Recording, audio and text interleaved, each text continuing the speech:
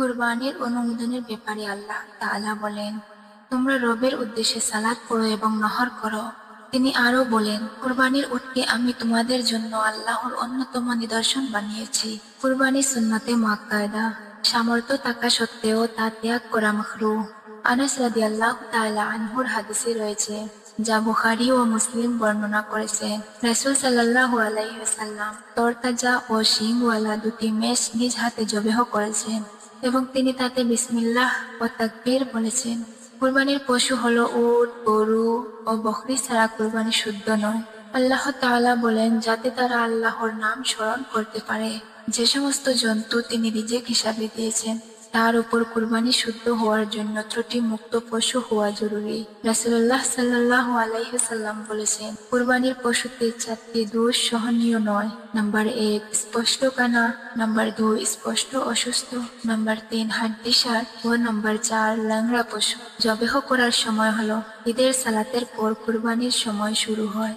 রাসূল সাল্লাল্লাহু আলাইহি ওয়াসাল্লাম বলেছেন, যে সালাতের পূর্বে জবেহ করলো সে নিজের জন্য জবেহ করলো, আর যে খুতবা ও ঈদের সালাতের পর কুরবানি করলো সে তার কুরবানি ও সুন্নত সম্পূর্ণ করলো। যে সুন্দর করে জবেহ করার ক্ষমতা রাখে তার উচিত নিজ হাতে কুরবানি করা। কুরবানির সময় কুরবানিকারীর নিজের নাম বলবে অথবা যার পক্ষ থেকে কুরবানি করা হচ্ছে তার নাম বলবে।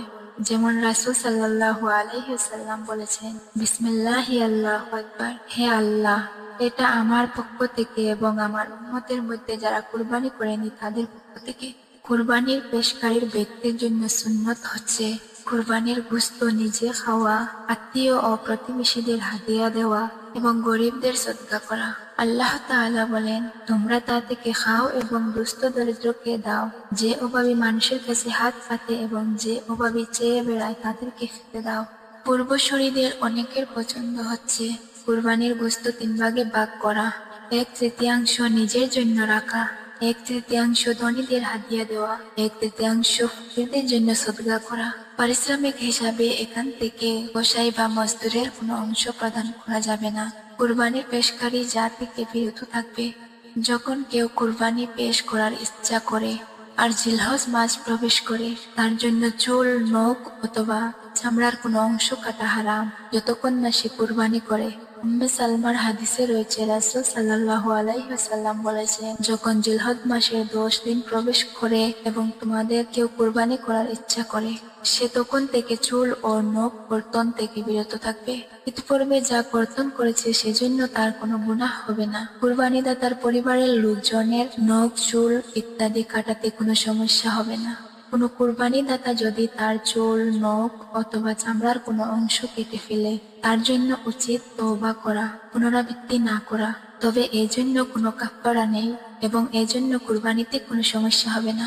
আর যদি ভুলে অথবা না জানার কারণে অথবা অনিচ্ছা সত্ত্বে কোনো চুল পড়ে যায়, তার কোনো গুনাহ হবে না।